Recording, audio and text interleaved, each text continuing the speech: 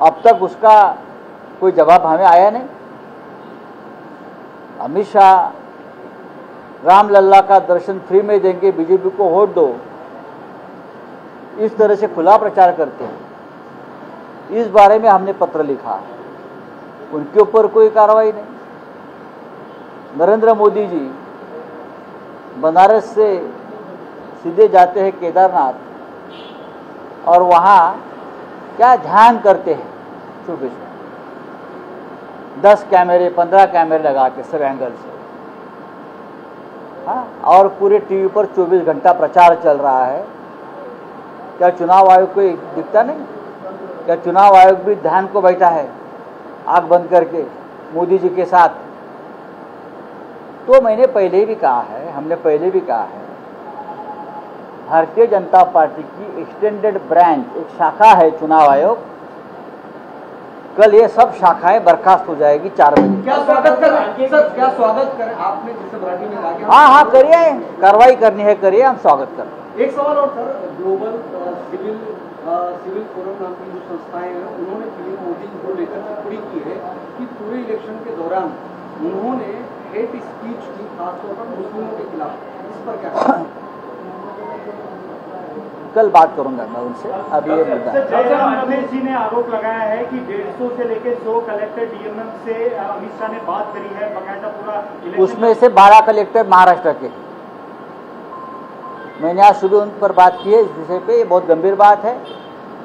तो चुनाव आयोग हमसे उस बारे में एविडेंस मांग रही है कि गृह मंत्री ने डीएम और कलेक्टर से बात कैसे बात की, कब बात की, उसका एविडेंस हमसे मांग रही है। एविडेंस। जयराम रमेश एक जिम्मेदार नेता है, सांसद है। जब उनकी जैसी व्यक्ति कोई बात करती है तो जिम्मेदारी से बात करती है, जानकारी के साथ बात करती है। लेकिन अब एविडेंस कौन मांग रहा है? चुनाव आयोग। अमित शाह ने फोन केला आहे ते कलेक्टरना धमकी देण्यासाठी फोन केला असं दावा केला। त्यात महाराष्ट्रातले 12 कलेक्टर आहेत जिथे भाजपला हरण्याची भीती आहे।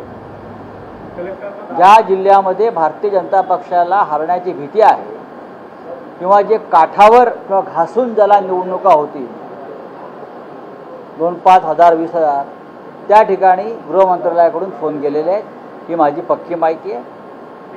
जयराम रमेश जे 150 लोकसभा मतदारसंघाची भाषा करतात त्यातले 12 मतदारसंघ हे महाराष्ट्रातले। राउत साहब, एक सवाल ये है कि पीयूष गोयल का एक बयान आया है कि विपक्ष यानी कि इंडिया गठबंधन एक टूल किट बनाकर प्रोपेगेंडा फैला रहा है इलेक्शन कमीशन को लेकर, काउंटिंग को लेकर, या बीजेपी की हार। बीजेपी हार रही है। कल पीयूष गोयल को मुंबई में कल रुकना है। मुंबई में अपनी नहीं पूरे महाराष्ट्र में बीजेपी की हार देखने के लिए।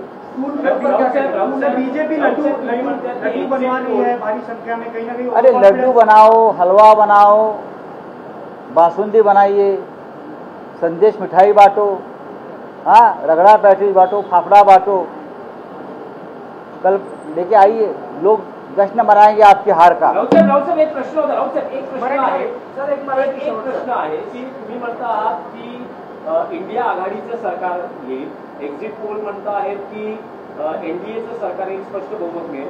अशा वेळेस जर तुम्ही दावा करतात इंडिया आघाडीचं सरकार येईल, तर आता तरी पंतप्रधान कोण होणार या बाबतीत काही एकवाक्यता झाली आहे का? इंडिया आघाडीचं काही ठरलंय का?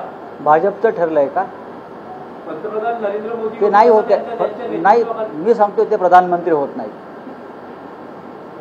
आम्ही सांगतोय नरेंद्र मोदी उद्या संध्याकाळी 4 नंतर भूतपूर्व झालेले असते।